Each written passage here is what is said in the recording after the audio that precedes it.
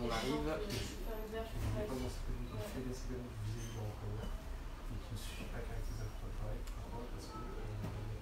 N'hésitez pas à partager ce live. 5e épisode, dernier épisode. Les gens commencent à Avant arriver. la prochaine saison.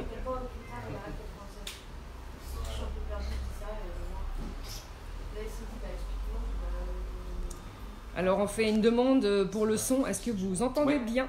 Est-ce que vous entendez bien? Est-ce que le son est clair?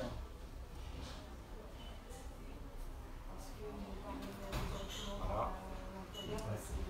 Aujourd'hui, on va parler de la dette, de l'arnaque de la dette, et surtout les solutions. Je dirais à un ami, on va ouvrir la bibliothèque des solutions aujourd'hui. C'est pas que la bibliothèque des problèmes. N'hésitez pas à partager. Voilà, donc, Et dites-nous si vous n'entendez pas, voilà, ou si est-ce vous que le entendez son est mal. bon? Est-ce que l'image est claire? Aussi bien sa voix que la mienne. Voilà. Thank you. On va commencer. Bon, c'est bon. Ok. La technique est au point. Alors, personne s'en plaint. Ok. Et Donc, je pense que c'est bon. On vous entendra si jamais il y a un problème. Bonjour, oui, le son est bon. Donc, bonjour Merci à tous, Pascaline. bonjour citoyens, bonjour citoyennes. Bonjour à tous. Donc on a lancé depuis début décembre une série d'épisodes sur la dette pour faire l'éducation populaire sur ce qu'est la dette, sur en quoi c'est une arnaque, en quoi c'est un outil de chantage de l'oligarchie financière sur les peuples et en quoi le peuple doit s'approprier cette question-là pour se libérer une bonne fois pour toutes de cette, je dirais, cette oligarchie, de son emprise, mais aussi de la culture oligarchique. Donc peut-être réénumérer les différents épisodes qu'on a fait. Voilà, donc on a fait un premier épisode assez général sur la dette publique qui était en fait un condensé de tout le travail collectif que les constituants ont fait depuis plusieurs mois sur la question de la dette. Ce n'était pas un travail de 2 personnes, c'est un travail vraiment collectif de plusieurs personnes. Je prends le micro.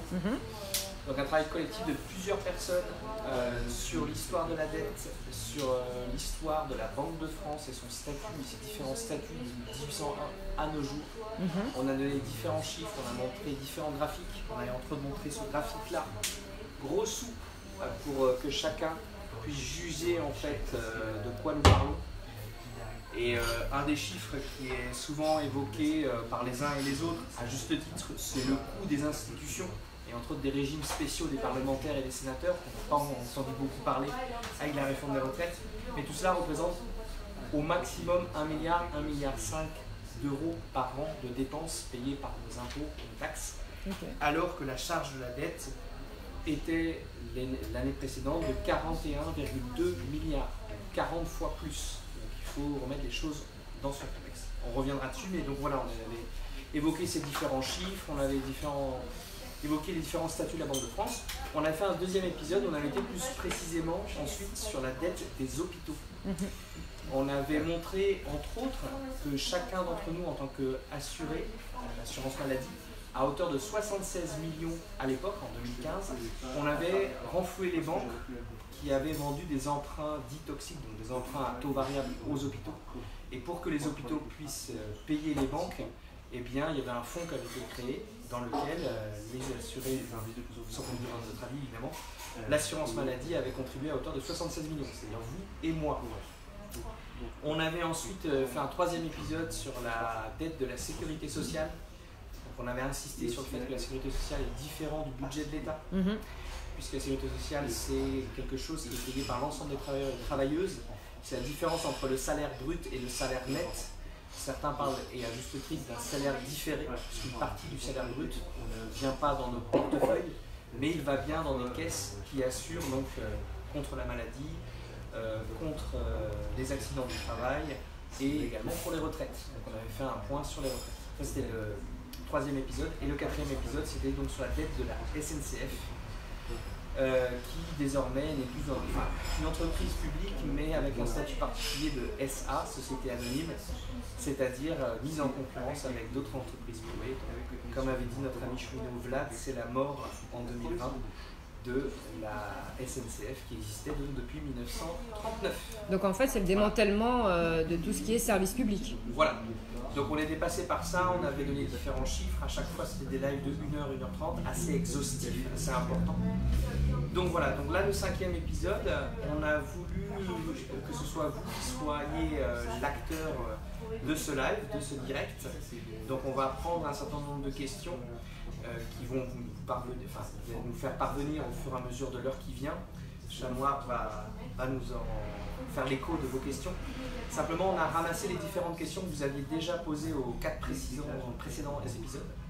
Et donc ça va constituer les premières questions auxquelles nous allons répondre, parce que je ne suis pas seul dans cette aventure.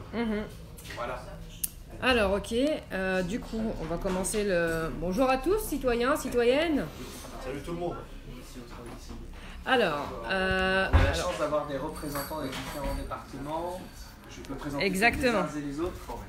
Je t'en prie. Il y a Alexis et Sunshine. Tu peux donner ton prénom? Christelle, donc, qui représente les Gilets jaunes constituants du 94, Val-de-Marne. Donc il y a moi-même et Chien Noir pour le 93.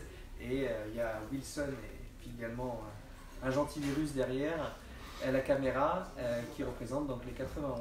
Très bien. Voilà. Bah, bienvenue à tous. Merci d'avoir répondu présent. Alors, je vais commencer avec les questions. Ouais. Alors, il y a eu des visuels sur le live de la dette qu'on avait fait au début. Est-ce que tu pourrais montrer le gros sou? Ouais. Pour que les gens comprennent ce que c'est, parce qu'on avait évoqué ça à l'époque. Donc c'est juste pour que chacun ait une idée des proportions des choses. Et sur cette question de la dette, on peut inclure les 2 dernières bulles, donc la charge de la dette, les intérêts sur la dette. Donc là on avait écrit 43 milliards, cette année ça va être 39 milliards. Ouais. Donc on est plus ou moins à 40 milliards annuels pour les intérêts de la dette. Et il faudrait rajouter, on reviendra là-dessus, sur l'évasion fiscale qui est complètement liée à la question de la dette. Ouais. Et notre combat contre le chantage de la dette aura pour conséquence de se libérer de cette folie qui est l'évasion fiscale, de combattre réellement l'évasion fiscale. Donc on est au bas mot à 180 milliards d'euros de plus qui devraient être dans le budget de l'État pour normalement honorer ses missions d'intérêt général. Alors, je vais juste vous demander, quand vous prendrez la parole à tour de rôle, de prendre le micro près de vous, comme ça les gens vous entendront bien, s'il vous plaît. Ok, alors... Un commentaire sur ces gros sous? Je pense que c'est explicite, puisque... voilà, tu parlais tout à l'heure de chiffres qui étaient pour moi pas mirobolants, quand on parlait de la dette de la sécurité sociale. Et que je vois que l'évasion fiscale, ça représente entre 80 et 120 milliards d'euros par an, en moyenne. C'est une moyenne, donc ça peut être encore beaucoup plus, ou moins j'en doute. Voilà, 43 milliards, que les gens comprennent bien les intérêts de la dette, parce que c'est de ça en fait qu'on peut combattre efficacement aujourd'hui en tant que citoyen, avec l'aide ou pas du politique, ça reste à voir. Le coût du CICE, on voit bien que 20 milliards, c'était pas 80 ou 120 milliards. Donc, très souvent, on entendait dans les pancartes le CICE, ou alors on parlait de l'ISF. Ouais. L'ISF, c'est rien. 3 milliards. C'est quelque chose, il faut le faire, le retour à l'ISF, mais qu'est-ce que ça vaut par rapport à l'évasion fiscale? C'est ça. On voit bien que là, on est sur des échelles beaucoup plus grandes. Et j'espère bien, justement, on ira dans le bon sens et on va vraiment mettre en avant l'argent qu'il faut rapatrier en urgence. Surtout que c'est l'évasion fiscale. les dépenses annuelles de l'État, c'est 250 milliards plutôt. Donc là, quand on parle de 180 milliards de ce qui devrait être dedans le panier commun, par rapport à 250 milliards de dépenses de l'État, là on voit qu'on a un budget qui sans taxer plus les Français qui travaillent. Par contre, ceux qui font de l'évasion fiscale seront plus taxés. Et il faut ajouter à ça, évidemment, l'information et la propagande médiatique qui bat son plein par rapport à des chiffres très minimes, comme l'ISF, etc. Exactement. Je n'ai jamais entendu, moi, BFM TV, CNews, enfin toute la panoplie du média mainstream, parler de l'évasion fiscale, des réels chiffres de l'évasion fiscale. À chaque fois où on nous parle, on invite des pseudo-spécialistes sur les plateaux télé pour nous dire qu'effectivement, il y a de la finance offshore, mais sans préciser les chiffres. Il faut savoir, les amis, que BFM TV, il y a une nébuleuse de sociétés. Il y a un micro ? Normalement, le micro fonctionne près de moi. Il y a une nébuleuse de sociétés qui gère BFM TV avec des succursales au Luxembourg, des succursales dans des paradis fiscaux, en Israël, etc. Et il y a des soupçons, il y a beaucoup de rumeurs sur de l'optimisation fiscale au niveau de BFM. Donc ils seraient très mal placés pour parler de l'évasion fiscale, parce qu'apparemment ils en croquent aussi. On en a fait Je vais juste rajouter un petit soin. Excusez-moi. La dernière fois que j'avais entendu, avant les gilets jaunes, la dernière fois que j'avais entendu parler de la fraude fiscale, elle était évaluée à 50 milliards. C'était vers 2012. Oui. Un tout petit peu plus près, s'il te plaît. Vers 2012, la fraude fiscale était évaluée à 50 milliards. Aujourd'hui, elle est entre 80 et 120, donc 100 milliards. Chiffre de 2018. Grosso merdo, depuis 2012, la fraude fiscale a doublé. C'est ça. Doublé de volume. Donc on se demande où c'est passé. Comme par hasard, c'est sous le règne de François Hollande, apparemment. Et puis, Il est le grand ennemi de la finance. Oui, le grand ennemi de la finance.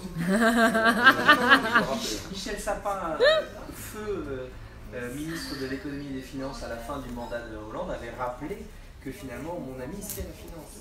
C'est ce qu'il avait dit. D'accord. Ah oui, finalement, il avait traduit la chose. D'accord, ok. Et il avait dit devant des grands On est entreprises. passé de la rébellion à la soumission tout de Voilà, suite. Ah ouais. Sacré François.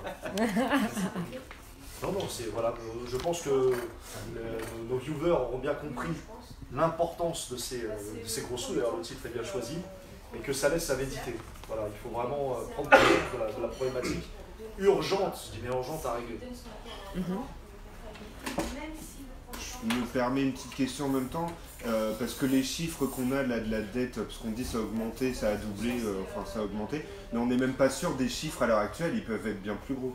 C'est des estimations. Voilà, et en même temps j'ai introduit par exemple sur la dette des ménages, qui n'est pas la dette publique, où pareil on n'a aucune info de savoir, on estime 10 000 milliards, il me semble à peu près, mais on n'a aucune info factuelle là-dessus, donc voilà, toujours flou et opaque. Et la dette des entreprises. Parce que ce que nous disait un ami constituant du 91, Vincent de mémoire, il faut retenir que la moitié du mois, arrivé à la moitié du mois, c'est plus de 20% des Français qui comptent en banque qui sont à découvert à partir du 15 du mois. Donc ce n'est pas un problème minoritaire en France. Je ne parle pas de ceux qui ne sont pas à découvert mais qui sont cric-crac quand même pour leurs dépenses et qui doivent compter au jour le jour pour leurs dépenses. Là, on parle de gens qui sont à découvert dès la moitié du mois. Ça représente un Français sur 5. Et sûrement un gilet jaune sur deux. C'est sûrement un gilet jaune sur deux. Sûrement. Voilà. Ok. Alors, une des choses qu'on avait évoquées et qui était intéressante aussi, c'est que justement, je rebondis, c'est que les gilets jaunes ont été un des rares mouvements qui, dès le départ, avait mis cette question de l'arnaque de la dette. On avait montré plusieurs images à l'époque. Et pour faire court et aller à l'essentiel, voilà, ça c'est un exemple parmi d'autres qu'on peut trouver. Ils font partie de l'ADN des gilets jaunes. Voilà, c'est à Chambéry, on est en novembre 2018. Novembre 2018, hein. Voilà. On était vraiment au début du mouvement. Voilà. Donc leur dette, c'est l'arnaque du siècle. Il y avait une personne aussi qui avait fait, voilà, c'est celle-là, supprimer la dette. Saint-Brieuc de mémoire. Voilà, une dame qui avait marqué ses revendications, dont supprimer la dette. Et Donc, aussi voilà. à Paris, rendez-nous notre argent pour l'exemple, etc. Donc c'est pour ça qu'on revient à nos bonnes vieilles méthodes de gilets jaunes. On revient à cette question de la dette en 2020. Et on espère pouvoir aussi donner dans le futur un outil permettant vraiment de sortir de cette arnaque de la dette et de poser la question de légitimité. Alors là, j'ai une question qui va s'adresser à chacun d'entre vous. Aussi bien devant la caméra que derrière la caméra, qu'est-ce qui fait qu'en fait ça fait partie de l'ADN des Gilets jaunes, en fait, cette question de la dette, et que, à part quelques groupes, quelques collectifs, en fait, on n'en entend plus parler? Je peux me permettre de répondre. En grande partie des Gilets jaunes au départ, c'est une réponse à une taxation excessive. Ouais. Et beaucoup de Gilets jaunes étaient bien conscients que cette taxation excessive, elle était faite pour payer une dette. Ensuite, on a découvert que c'était aussi pour rembourser le CICE. Ça, c'est grâce au leaks d'Assange, il me semble. Donc, on rembourse le CICE, qui est un cadeau fait aux entreprises, soi-disant pour qu'ils embauchent alors qu'ils n'embauchent pas. On est d'accord. Et ce cadeau, eh bien, pour que l'État retrouve ses sous et retrouve son équilibre budgétaire, il récupère sur le dos des pauvres, enfin sur le dos des conducteurs et des automobilistes. C'était véritablement le but de la taxe carbone, tel qu'il a été dévoilé pendant le mouvement. D'accord. Quelqu'un a quelque chose à dire en plus peut-être?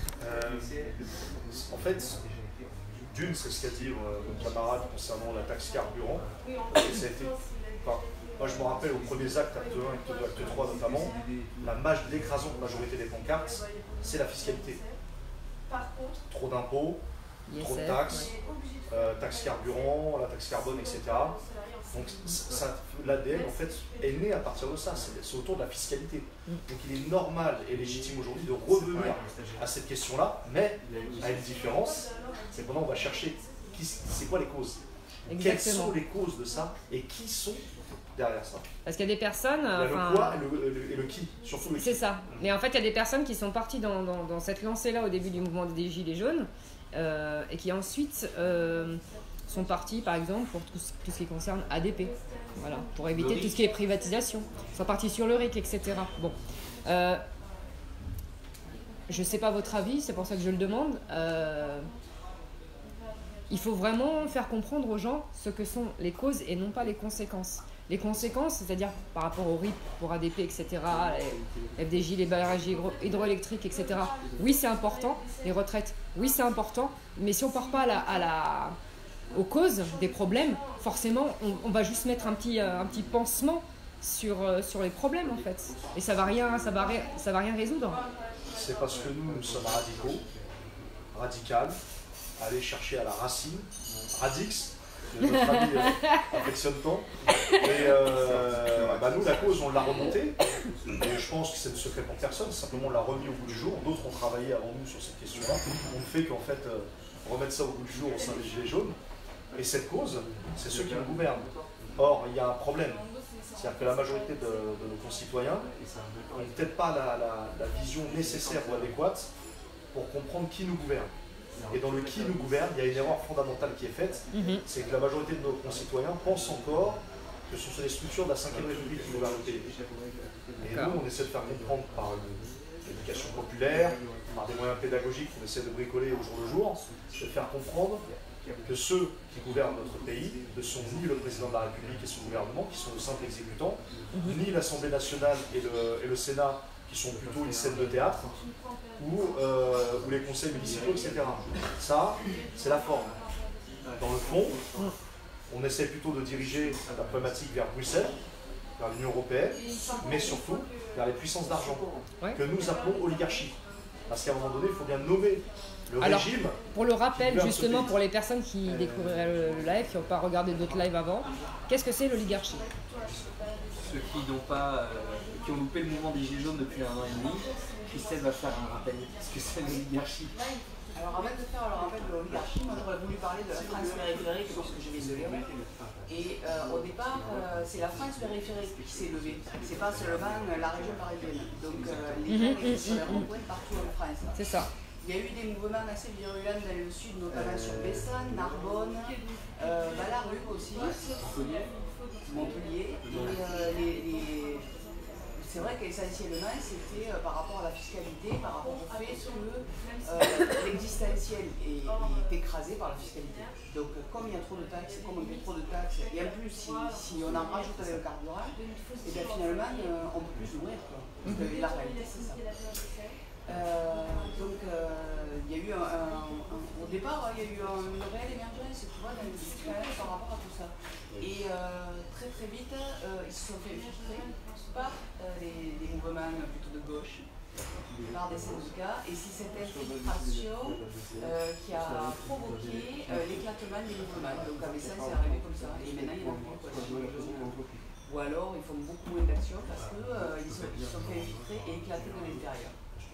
Parce que moi j'ai une question à te poser par rapport à ça, sur le lien entre la RIC et la dette.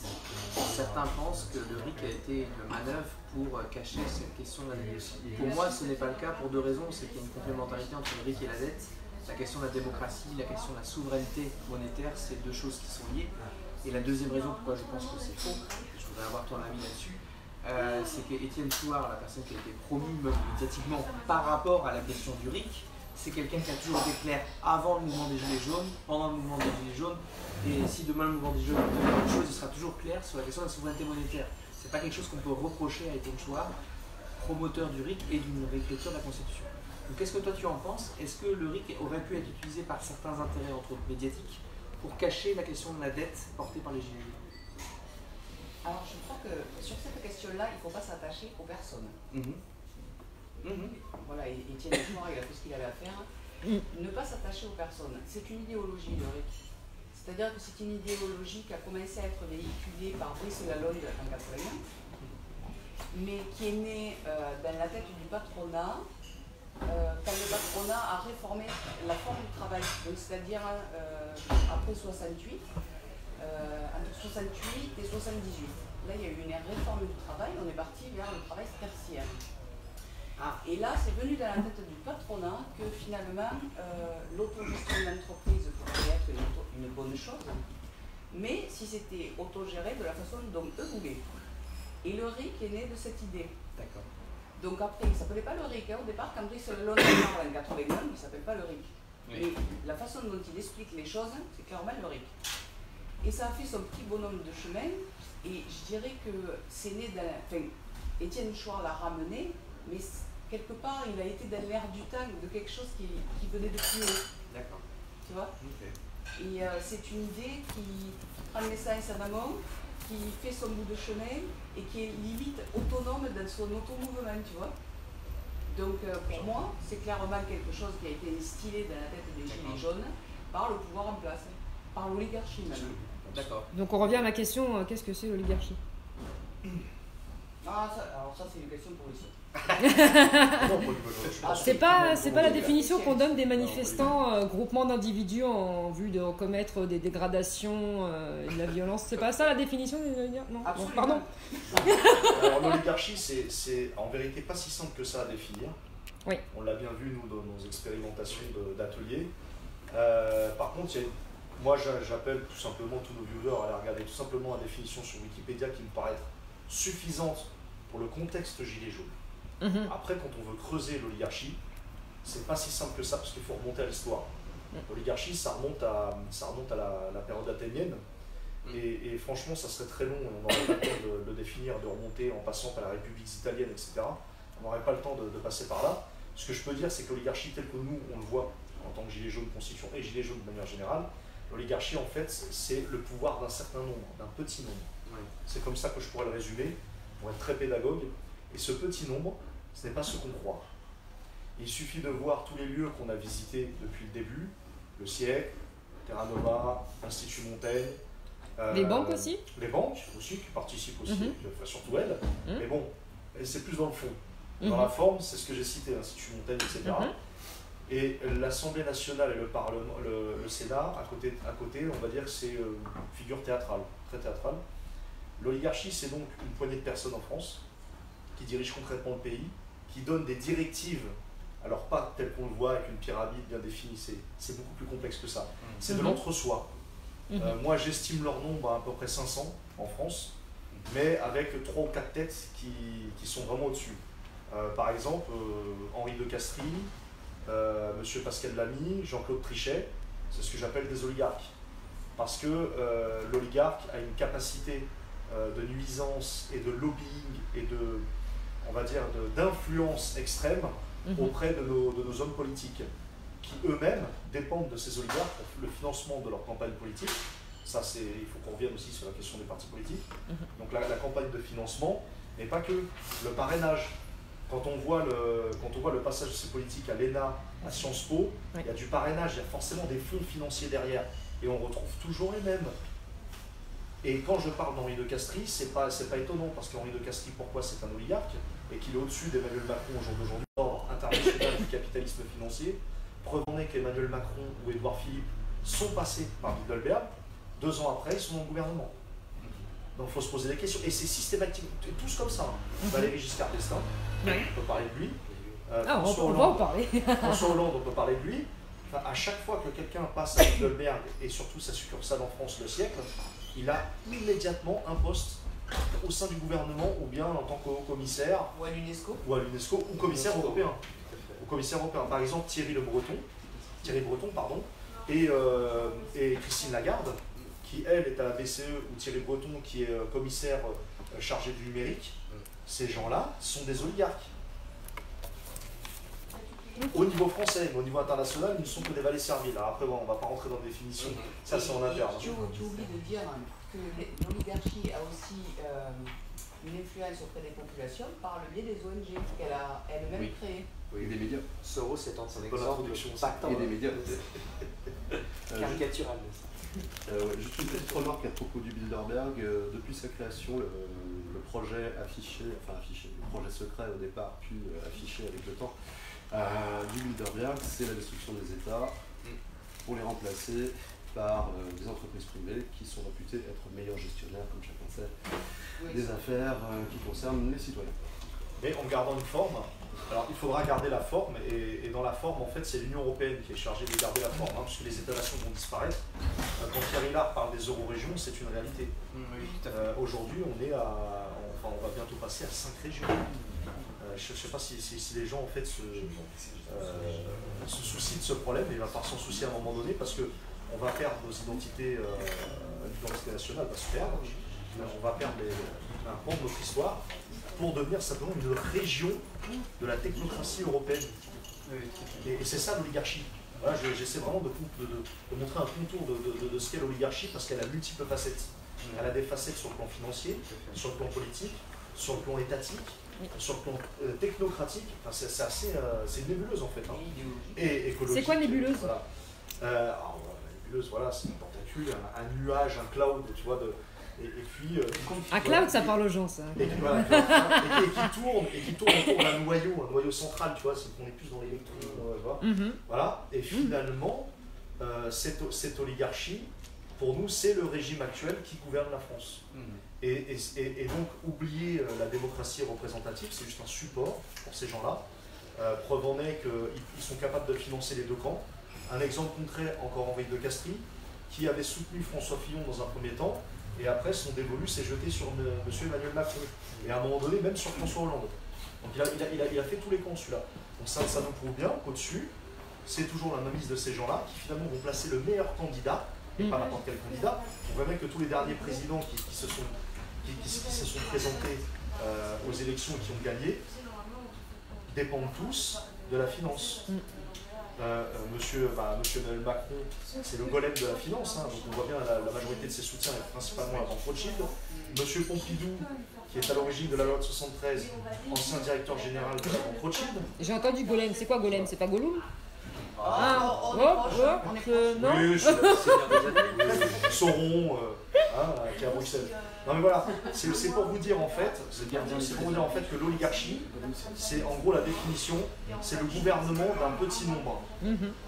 D'un petit nombre, et non élu. C'est ça. Je précise non élu. Donc toute cette démocratie représentative est une fiction. C'est une. Voilà, la Commission européenne, les commissions européennes, M. Thierry Breton n'a pas voté pour elle. Ni le président d'ailleurs. Christine Lagarde à la BCE, qui a voté pour elle? Personne. Personne. Et ancienne directrice du FMI, on voit bien toujours le lien avec la puissance financière. Voilà ce que c'est l'oligarchie pour nous. Et encore, c'est vraiment un tout petit résumé. Et j'invite vraiment les gens à aller lire les ouvrages de Pierre Hillard, qui est très consensuel là-dessus. Ouais, non, c'est juste rajouter un élément, c'est que de manière simple, et pour revenir aussi au sujet de la dette, pourquoi la dette est une des armes privilégiées de l'oligarchie pour asservir les peuples? C'est parce que cette oligarchie se conçoit comme une mafia en fait. Simplement, contrairement aux mafias. Pourquoi c'est une mafia? Parce que l'intérêt particulier avant l'intérêt général. Deuxièmement, les familles. Ils pensent en termes de famille. C'est l'individualisme. Pas forcément en termes de sang, mais en termes historiques. Et on retrouve donc ces aspects de la mafia. Simplement, à différence d'une mafia italienne, sicilienne, c'est pas lié à un territoire. La mafia oligarchique est mondialiste. Elle s'en fout des territoires, elle s'en fout des nations, elle s'en fout des patries, elle s'en fout des peuples, elle s'en fout de la culture de ces peuples. Il peut y avoir des exceptions, mais en général, un oligarque, c'est la différence avec un mafia, même si les comportements et les façons de penser sont similaires à la mafia. Et contrairement aux mafias, c'est pas lié à un territoire. Je trouve que c'est vrai que la construction européenne, de ce point de vue-là, est un bon exemple de quelque chose qui n'est pas territorial, mais dans lequel il y a des lois qui s'appliquent malgré tout. C'est quand même territorial, puisqu'on est sur la supranationale. Oui. Il y a une territorialité. Les euro-régions. Mais c'est vrai que sur un niveau supérieur, ce sont des globalistes, et c'est pas tant le territoire qui les intéresse, ou alors le territoire c'est la planète entière. Et justement, qu'est-ce qui n'a pas de territoire, qu'est-ce qui n'a pas d'odeur, qu'est-ce qui n'a pas de couleur? L'argent. Ouais. C'est pour ça le contrôle sur l'émission monétaire, sur la création monétaire, et obligeant les États, les peuples à s'endetter jusqu'au cou, c'est un moyen privilégié pour cette oligarchie, justement pour asservir les peuples. C'est pas le seul, il y a aussi le contrôle des médias, etc. Mais c'est un moyen privilégié, la dette, la dette, la dette. C'est pour ça que nous insistons, parce que nous sommes d'abord et avant tout pour mettre fin une bonne fois pour toutes à cette oligarchie. Une demi-heure. Est-ce que du coup il y a une alternative selon vous à l'argent ou pas? Est-ce que c'est l'argent le problème? J'aime bien poser des questions comme ça. Juste une petite introduction historique. L'argent, c'est de la dette. Point. L'homme préhistorique, pourquoi l'homme préhistorique a inventé l'argent? Pourquoi? Parce qu'il y en avait un qui faisait pousser des carottes, il y en avait un autre qui faisait pousser des haricots. Les carottes ne poussaient pas au même moment que les haricots. Et donc, quand il échangeait ses carottes contre des haricots, le gars, l'autre en face, il n'avait pas de haricots à lui donner. Donc, il lui disait, je te donne un caillou, c'est une garantie. Ça peut être un caillou, ça peut être une pièce d'argent, ça peut être ce que vous voulez. C'est une garantie que je te dois tant de haricots à terme pour te rembourser de tes carottes. L'argent, sur le fond, c'est de la dette, fondamentalement. Et ça l'a toujours été, c'est toujours une reconnaissance, un papier qui signifie que vous devez quelque chose à quelqu'un. Donc, envisager un monde sans argent, c'est envisager un monde très ancien, préhistorique véritablement, soit très futuriste, très loin en... Alors du coup, je me permets de poser la question par rapport à ce que tu viens de dire. Donc l'argent, en fait, finalement, pour toi, c'est uniquement de la dette, mais finalement, quand quelqu'un a un billet de 5 € dans la poche, parce qu'il a travaillé, voilà, au black ou peu importe, on lui donne ça, c'est une dette pour lui ou c'est plutôt un acquis? Non, c'est un papier qui signifie qu'en échange, je peux avoir quelque chose. D'accord, mais à ce moment-là, la personne n'est pas endettée. Non, mais le principe, c'est que, comment expliquer ça? Le système s'est beaucoup complexifié, on n'échange pas des carottes et des haricots, et même déjà à l'époque, on n'échangeait pas que des carottes et des haricots. Donc le système s'est beaucoup complexifié, et disons que l'argent est devenu une unité de mesure de ce que chacun doit à chacun. C'est ça, ouais. Quand tu vas voir ta boulangère, tu lui demandes une baguette, qu'elle te répond 1 €, tu lui donnes 1 €, c'est-à-dire que tu as bien compris que tu lui devais, tu dois quelque chose, d'accord? Et qu'elle, en échange, elle te doit une baguette. C'est un rapport qui est assez simple, un rapport commercial. Le problème, c'est quand la dette se pose avec des intérêts. C'est là que ça devient autre chose. Donc ouais, je vais reposer la question. Pardon, je t'en prie. Valérie Bugeaud nous expliquait que l'argent à l'heure actuelle n'était plus une unité de mesure, mais que c'était devenu une marchandise. Oui. Et c'est ce qui pose problème finalement. Parce que... En fait, si j'ai bien compris, l'argent représente quelque chose, mais quand on commence à échanger de l'argent et qu'il ne représente plus rien, c'est là qu'il est utilisé comme une marchandise. Ouais. Je donne un exemple sur les marchés financiers, pour prendre l'exemple des carottes et des haricots. L'acheteur de carottes va prendre une assurance pour s'assurer que le vendeur d'haricots, si jamais il y a une épisode de grêle et qu'il ne puisse pas, que sa récolte d'haricots n'arrive pas à terme, il va prendre une assurance. Et en fait, on a une situation où sur les marchés financiers, les financiers prennent des assurances par rapport à d'autres financiers. Oui. Donc c'est un argent qui n'a plus rien à voir avec les haricots et les carottes, qui est lié absolument. Juste un financier va vendre un bien financier et l'autre prend une assurance pour être sûr que ce bien financier soit honoré. Et puis tu as d'autres financiers qui parient sur le fait que ça va se casser la gueule aussi. Oui, voilà. Et c'est là d'où vient le problème finalement. Là, l'argent marchandise. Et ouais. Le commerce de l'argent, il y a deux solutions. Le commerce de l'argent, soit on laisse aux descendants des banquiers, changeurs du Moyen-Âge, soit c'est un monopole d'État, parce que c'est stratégique au niveau de la société. Donc ça, c'est un choix de société, c'est un choix politique, et vous le savez, depuis la fin et la disparition du bloc communiste, il n'y a plus de contre-pouvoir à la puissance économique. Donc on n'a plus ce levier politique. Le politique a disparu. Les gilets jaunes le réintroduisent par la petite porte, par la porte des ronds-points, avec beaucoup de sueur, avec beaucoup de couilles. Peut-être pas forcément très élégant, mais c'est la politique au sens noble du terme qui revient. Et donc là, par rapport au commerce de l'argent, c'est très simple. Il va y avoir deux solutions par rapport à cette barricade où on a l'oligarchie contre le peuple. C'est soit c'est l'État au service du peuple qui va contrôler le commerce de l'argent, ou soit c'est l'État et le peuple qui est contrôlé par le commerce de l'argent. C'est très binaire. Alors évitons le binaire et le bon nous un petit peu. Au ternaire. au ternaire. À la Sainte Trinité. Le ternaire ramène quand même sur quelque chose de supérieur. Je dirais que l'argent, dès le départ, c'est une valeur d'échange. Pardon. Et l'argent définit en soi le rapport de domination de l'homme sur l'homme. Et le vrai problème de l'argent en Malaisie, c'est ça. Mais c'est que c'est un outil qui est mal utilisé parce qu'il pourrait ne pas forcément être utilisé comme ça. C'est pas intrinsèque à l'argent. C'est toujours l'outil du rapport de domination. Donc toi, tu es contre l'argent en tant que tel. Je ne suis pas contre l'argent, mais je dis ah bah l'argent. Alors, juste pour clarifier, il faut distinguer. En fait, il faut distinguer la notion d'argent de la notion de richesse. La richesse, c'est tous les biens que vous pouvez posséder, que ce soit une table, une chaise, comme on a ici, que ce soit vos habits, etc. La question, alors si on pousse le communisme jusqu'au fin fond, l'idée c'est qu'il n'y a pas besoin d'argent, il y a juste besoin d'une distribution des richesses. C'est-à-dire des biens produits par la société pour les citoyens. Et que tous les citoyens soient grosso modo à égalité dans cette distribution. Oui, bon, ça, on a vu à quoi ça menait. Oui, parce qu'à l'époque, il y avait un problème de centralisation de l'information. Maintenant, avec le big data, dans les dizaines d'années à venir, peut-être que le communisme pourra revenir et être efficace cette fois-ci. Alors, moi j'entends j'entends par communisme, pas celui qui existait, parce que celui-là, évidemment, on a droit d'aller le mur.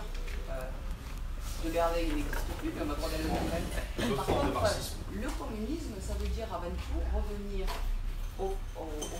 à la fraternité humaine, en passant par la commune et la communauté humaine. C'est ça le vrai communisme.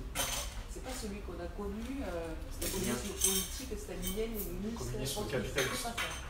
En tout cas, pour moi, il y a une chose qui, même quand on n'est pas communiste, est compréhensible et en accord avec les principes communistes, c'est que l'argent, en tant que représentant, doit avoir un sous-jacent réel. La première chose qui le représente, c'est une heure de travail. Donc après, on peut discuter comment on évalue cette heure de travail. Parce que là, tu parles sur la valeur travail. Voilà.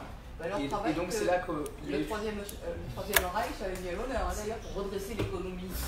En 3 ans, ils ont redressé l'économie par la valeur travail. Bon, bref. En tout cas, voilà, ça c'est un débat intéressant qu'on pourra avoir par ailleurs. Il faut faire péter les plafonds de verre à un moment donné. C'est une Le travail en ligne. Oh, oui. Mais en tout cas, c'est un débat qu'on pourra avoir. Mais en tout cas, c'est là qu'aussi on peut avoir des gens qui ne sont pas communistes mais qui sont en accord avec ça. Parce qu'aujourd'hui, 9 billets de banque sur 10, qu'ils soient sous forme électronique ou papier dans les bourses, est lié à de la spéculation, c'est-à-dire des paris d'argent, et pas lié à un travail en tant que tel. C'est-à-dire que ce n'est pas une transformation de matière quelque chose en matière. Me semble-t-il, c'est de revenir aux questions après. Oui. C'est que à l'heure actuelle, le travail n'est plus productif. Il ne produit plus de valeur ajoutée. Donc tu ne peux pas indexer une création monétaire sur le travail puisqu'il n'est pas productif. D'où la mort de l'industrialisation. Voilà, c'est du travail mort. La Grande-Bretagne. Bon, on prépare déjà le deuxième débat. Donc là, il y a juste Sébastien qui voulait intervenir et ensuite on revient aux questions formelles. Oui, par rapport à l'argent, pour compléter ce que dit Alexis, que tout argent, création monétaire est une dette. Il y a aussi la notion de confiance qui est très importante qu'il faudrait mettre dans l'affaire, mais bon là je ne vais pas le faire là. Et par contre, pour faire boucler la boucle là, sur l'histoire de justement la dette, si on arrivait à récupérer donc 40 milliards par rapport à la dette publique, bon, on ne parle pas de la dette des ménages parce que ce serait un tout autre dossier aussi à prendre, annuel, et donc les 120 milliards d'évasion fiscale, donc on voit qu'on peut récupérer 80% du budget de l'État sur les 250 milliards, ce que t'expliquais Yannick. Et moi, du coup, par rapport à l'argent, alors un monde sans argent, bon, on peut tous en rêver, il faudrait voir comment ce serait possible. Personnellement, moi j'y réfléchis et j'invite nos auditeurs à voir le travail de Paul Herriès. Donc sur la gratuité du service public et la gratuité du bon usage. Et donc si on récupérait 180 milliards, créer une gratuité de biens communs sur les services publics et les produits de première nécessité ou autres, c'est largement possible. Donc si on ne nous volait pas toute la richesse, en fait, on pourrait arriver à, sans se débarrasser tout de suite de l'argent évidemment, mais en tout cas arriver à un certain compromis entre les deux et toujours arriver vers plus de biens communs, ce que nos dirigeants ont oublié ou ne veulent plus du tout entendre parler. Alors, je ne sais pas si tu t'es aperçu, mais à l'heure actuelle, nos dirigeants, enfin les oligarques en tout cas, parlent beaucoup du bien commun. Et ils récupèrent le concept. Mais le bien commun pour eux, ça veut dire le vivre ensemble. Donc c'est pareil, c'est une nébuleuse d'idées, tu sais pas trop ce que ça veut dire. Non, c'est le bien commun, c'est notre bien commun quand il dit ça. C'est le leur. C'est que l'eau. Alors peut-être qu'on peut revenir aux questions mitraillettes. Je propose une petite séquence questions mitraillettes de Chat Noir. Donc Chat Noir, tu nous poses des questions mitraillettes, c'est-à-dire on répond aussi vite qu'une mitraillette tire des balles. Alors, dans un premier temps, je voudrais qu'on réexplique de façon très courte qu'est-ce que la dette publique, sa création, quand est-ce que c'est arrivé, etc.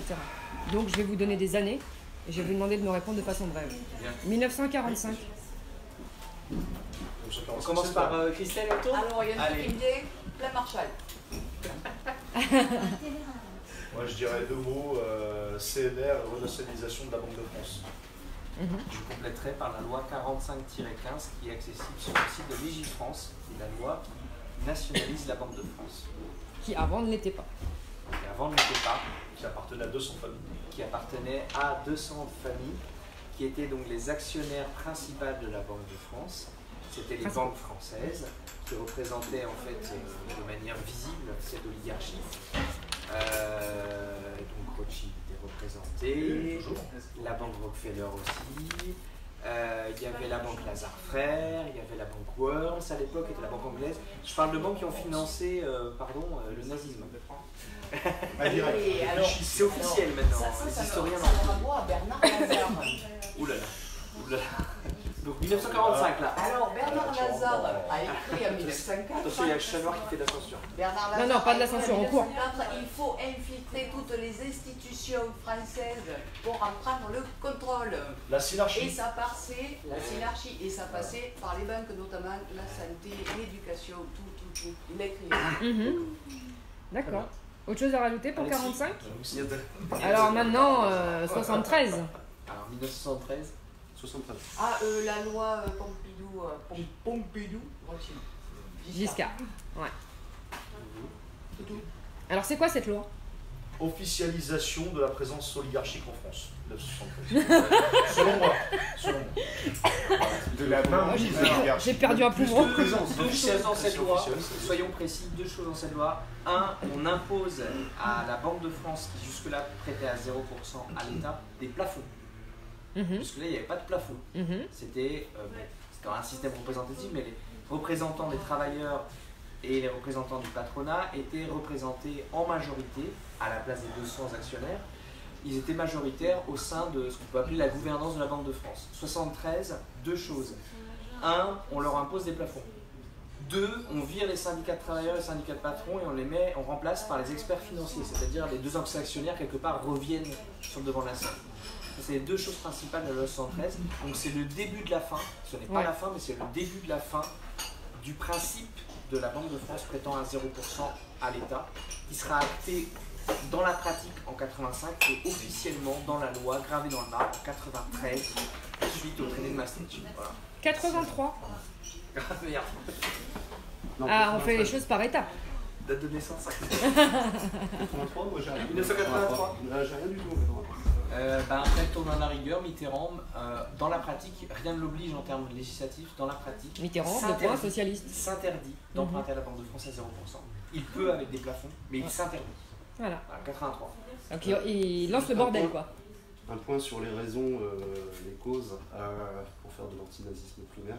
Le problème, c'est la Deuxième Guerre mondiale, c'est-à-dire la création monétaire et les abus de la création monétaire qu'il y a eu avant la Deuxième Guerre mondiale. Les Allemands ont créé de la monnaie en veux-tu, en voilà, ils ont connu l'hyperinflation et ça a amené à la prise de pouvoir d'Adolf Hitler. Donc, partout en Europe, dans l'idée de construire l'Union européenne et de la construire avec les Allemands, eh bien, tout le monde s'est dit, bon, on va essayer de ne pas faire trop de création monétaire parce que les Allemands, ça les rend fous, quoi. Ils ont une peur bleue de ça. Voilà. Donc 93. 93, Christelle. 93. 1993. Ah, 93. Alors, 93, moi j'ai voté non. Contrairement à Mélenchon. Contrairement à Mélenchon. Et c'est passé quand même. J'ai revoté non après. Mais votez pourquoi? Mais pour l'Europe, maintenant. Ah, Traité de Maastricht. Moi, je dirais l'article 104 Ah. qui continue dans la même ligne que 73, mais au niveau européen. D'accord. Article 104 du traité du fonctionnement de l'Union européenne statuant sur la Banque centrale européenne indépendante, citation, de tout contrôle politique ou citoyen. Fin de citation. Asselineau sort de ce corps. Alors, Mais parfois il faut être précis. Jamais. bah, du coup, Parfois. ouais. Pas Après, tout le temps, mais... Après 93, moi j'ai noté 2 autres dates. 2008. Il y a 2005 avant peut-être. Alors on Oui, t'écoute. 2005, déni de démocratie. 2005, le référendum pour la Constitution européenne, on a voté non. Où d'ailleurs notre ami Étienne Chouard s'est fait connaître pour le non et donc a fait beaucoup donné beaucoup d'infos là-dessus.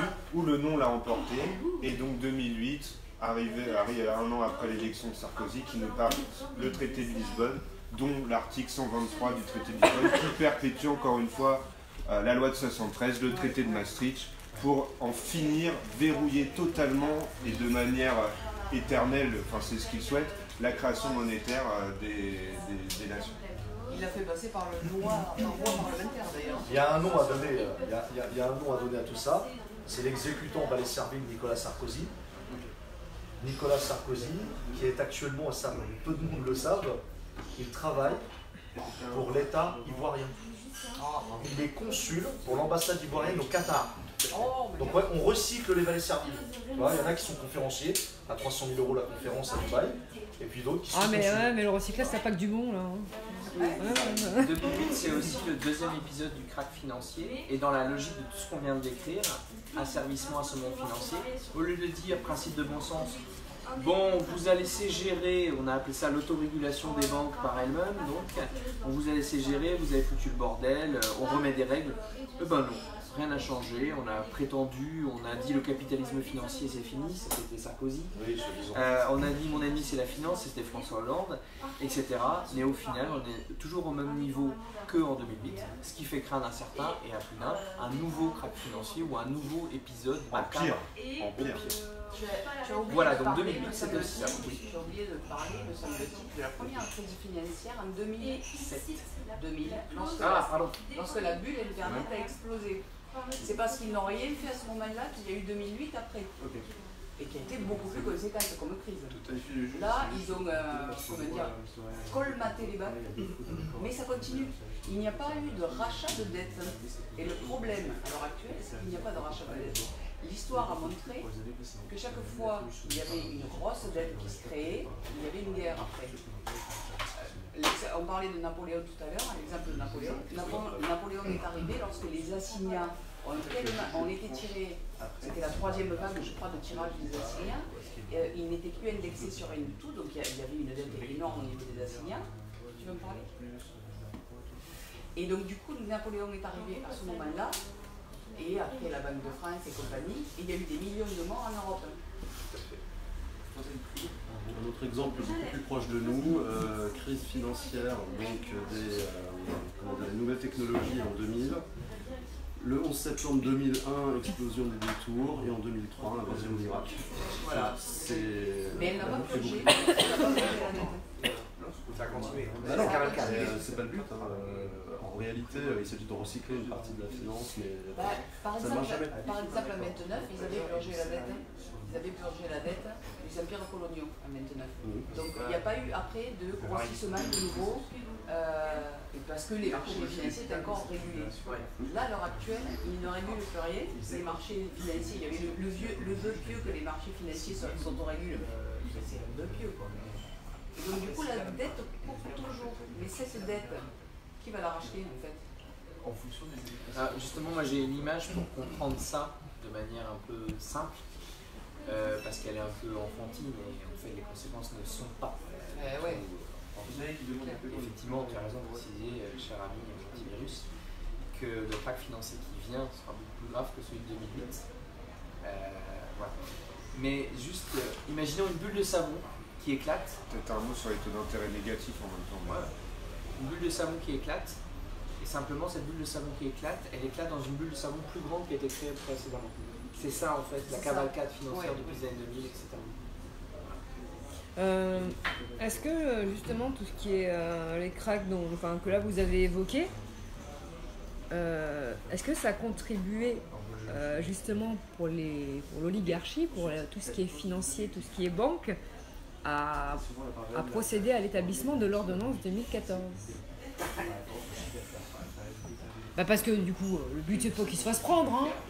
Pas la main dans le sac, hein. Les gros sous-sous, hein. Là c'est bien parce qu'on vient enfin au problème fondamental, le mur qu'on n'arrive pas à dépasser et qui doit se régler politiquement.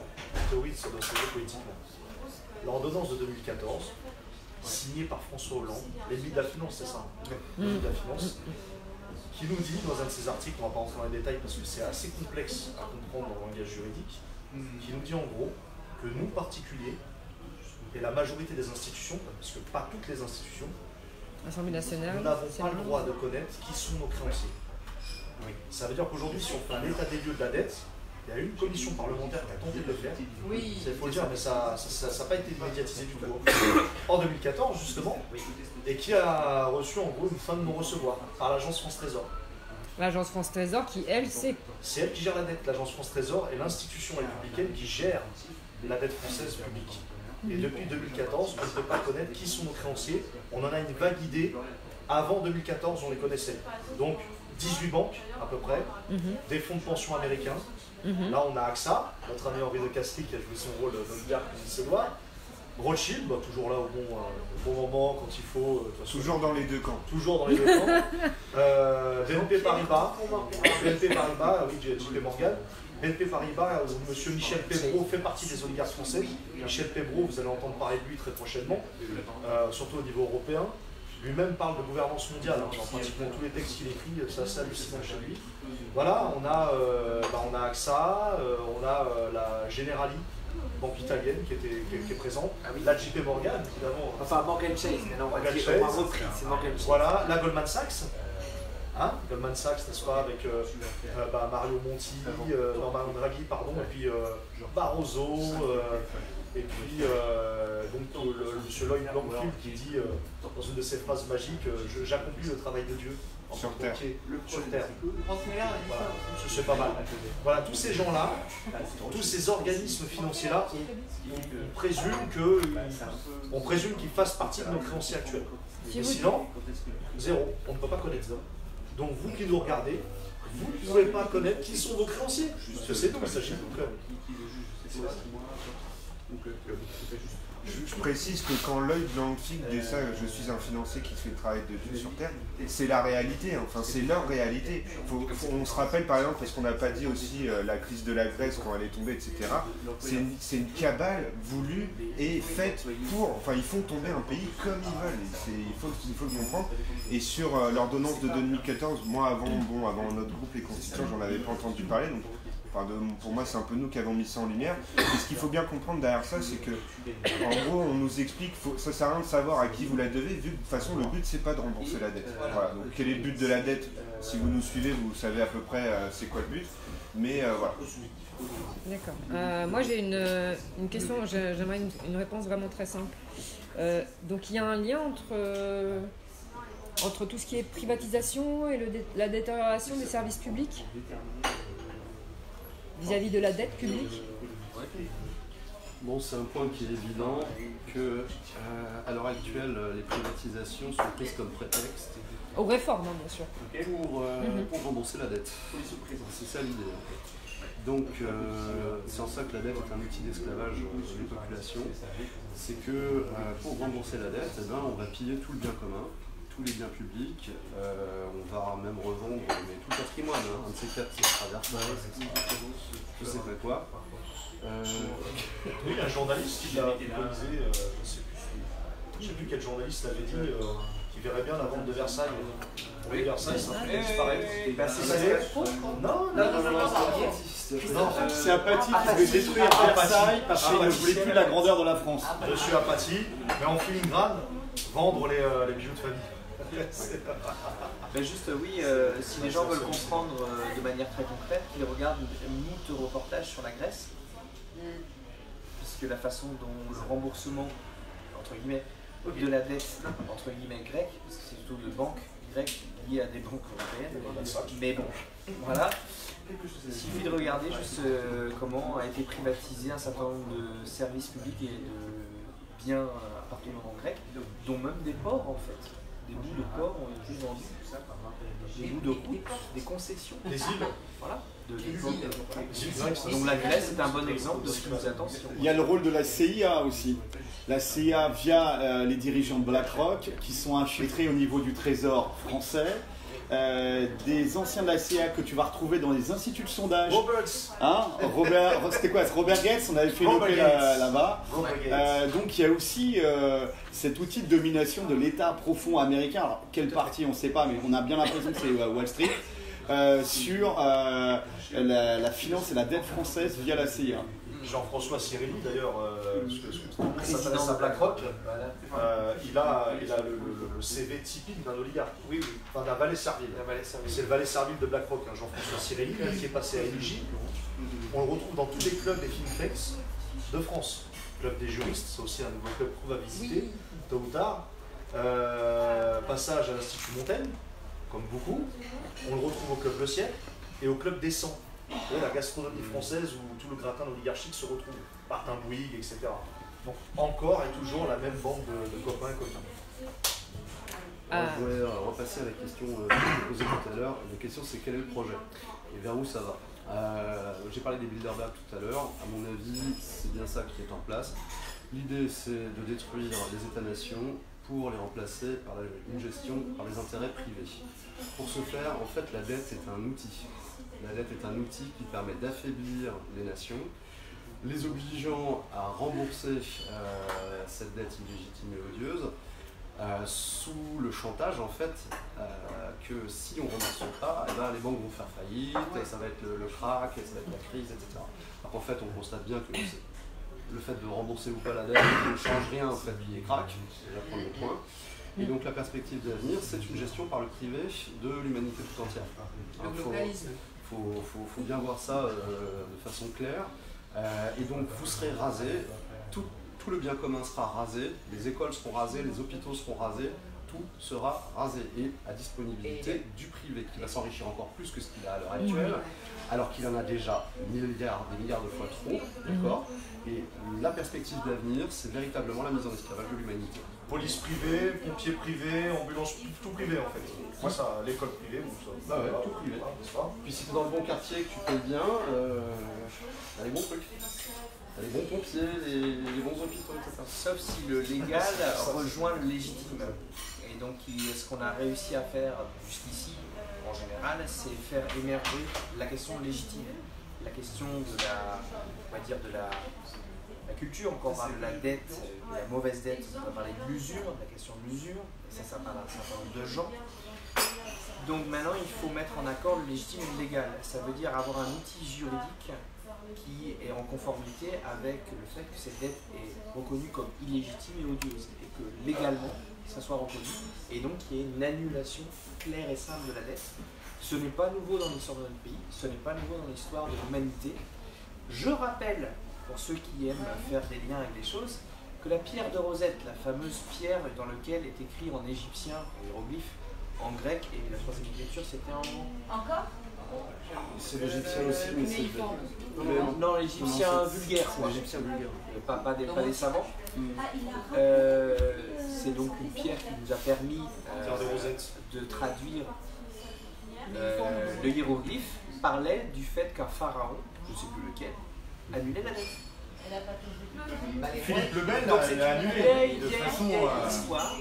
Et donc c'est clairement ce qu'on envisage de faire au sein des Gilets jaunes constituants, et on espère irradier au-delà de notre groupe, de fournir au peuple un outil juridique pensé, élaboré par les citoyens, avec le fonctionnement d'experts, au sein de ce qu'on pourrait appeler un comité d'annulation de la dette. Voilà. C'est là que le légal est en conformité avec le légitime. Ce comité d'annulation de la dette, c'est une première. Bon, il y a eu des initiatives par rapport aux dettes du tiers-monde, comme le comité d'annulation de la dette des pays du tiers-monde, c'est ADTM. Ça s'est fait aussi en Grèce, notamment, oui. On va essayer de réfléchir justement comment comment ils ont abordé la chose. Et ça ne s'est jamais vu avant. Là, c'est des citoyens, c'est pas le politique. Voilà, donc là, on réfléchit à un autre niveau. Là, on met en place une intelligence collective.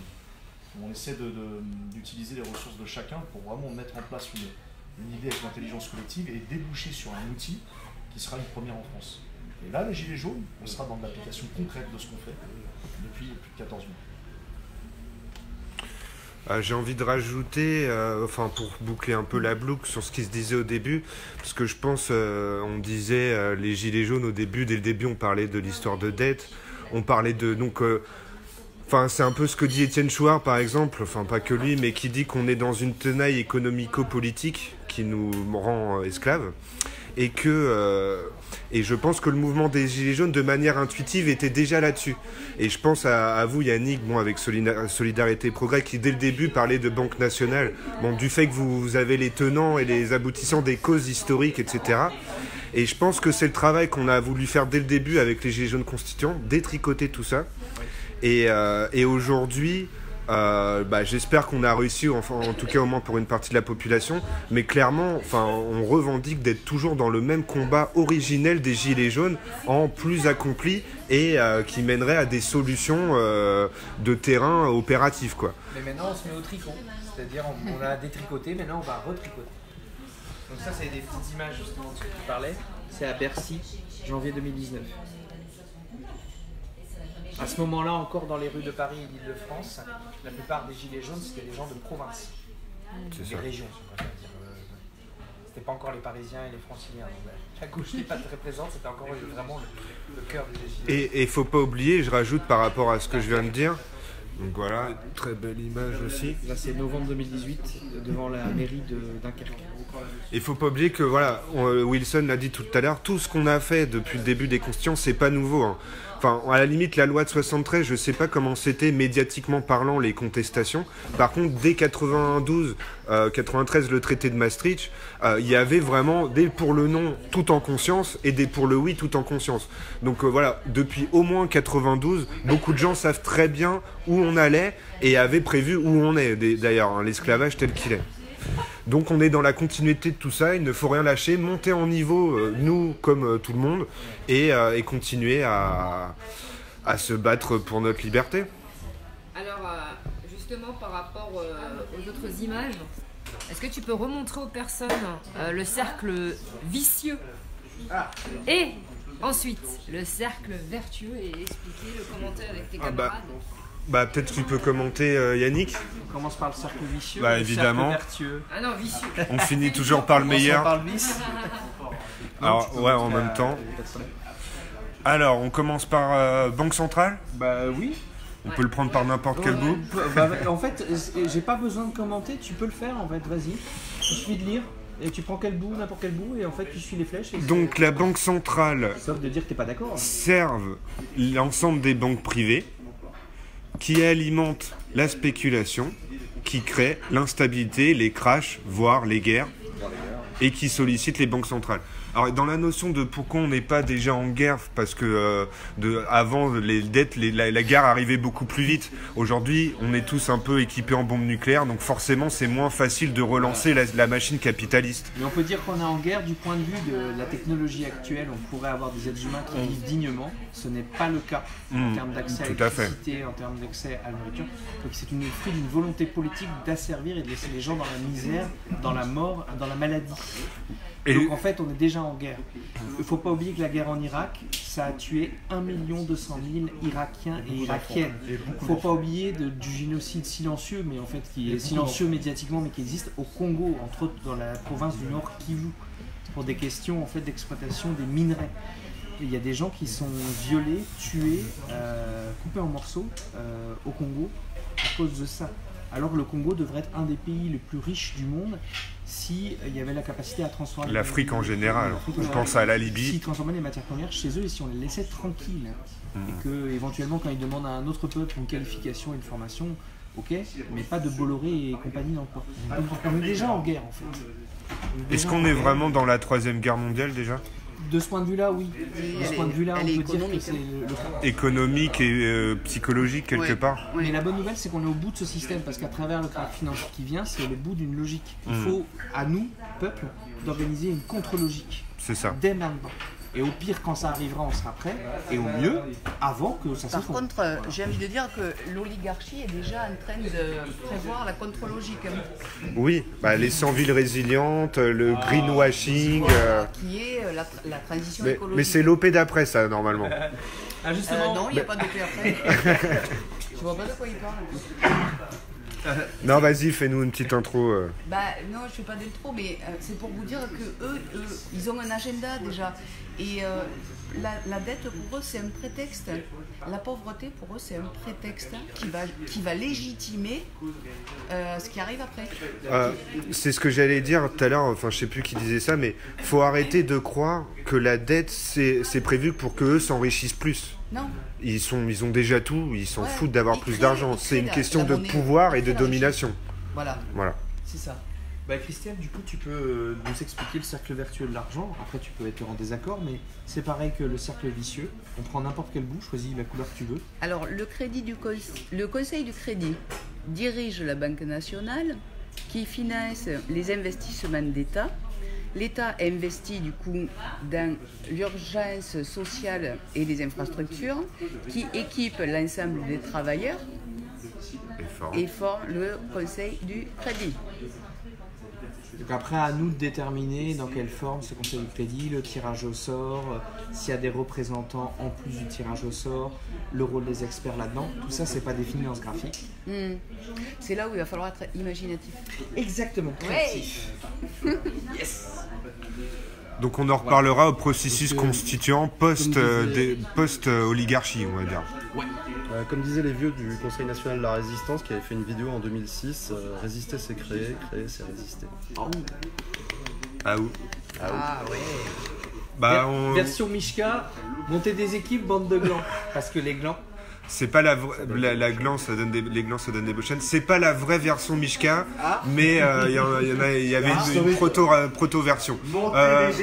Wilson, un petit mot de la fin. On t'a pas trop entendu sur le mot de la fin. J'ai entendu le mot qu'il fallait Je dire. sais.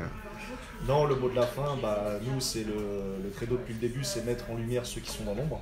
On va s'évertuer à continuer dans ce sens-là. Il est hors de question qu'on abandonne, on continuera à mettre en lumière ceux qui sont dans l'ombre. Et l'objectif, c'est que non seulement on reprenne le pouvoir, qu'on crée les conditions d'un vrai processus constituant, mais ne pas oublier ceux qui ont été coupables de tout ça. Bien On sûr. ne va pas les oublier. Donc ça, c'est pour le mot, et je pense que pareil, moi j'ai espoir. Parce que s'il n'y avait pas d'espoir, honnêtement, on ne serait pas tous là. Clairement. On serait chacun dans notre jardin, notre potager, et puis que tout le monde va se faire enculer, excusez-moi l'expression. Mais on n'est pas comme ça, nous on pense au bien commun, et de toute façon, quand même on se protège dans notre bulle. Si on fait rien, l'oligarchie va péter ta bulle. Ils viendront vous chercher, on pense à la commune, on pense à en 39, là en Espagne aussi. 37, pardon, compris cher. Agir maintenant pour nos enfants, parce que nos enfants nous jugeront. Et oui. Maman, papa, qu'est-ce que tu as fait? Est-ce que tu as agi? Est-ce que tu as fait quelque chose pour le bien commun, pour que ça change? Ou nous laisser un monde comme ça? Donc voilà. ça c'est la seule dette qui est légitime, c'est la dette vis-à-vis des générations futures. Donc nous sommes tous responsables de nos actes actuellement, qui auront une conséquence majeure dans le futur si on ne fait rien. Eh bien, merci à tous pour ce. Bon, le travail sur la dette ne fait que commencer. Hein. On s'organise, nous, pour justement donner aux citoyens des outils de prise de pouvoir, hein, clairement, et se débarrasser de nos geôliers oligarques. Aou, on ne lâche rien, monter des équipes, encore et toujours, et on avance vers la victoire. Salut à tous.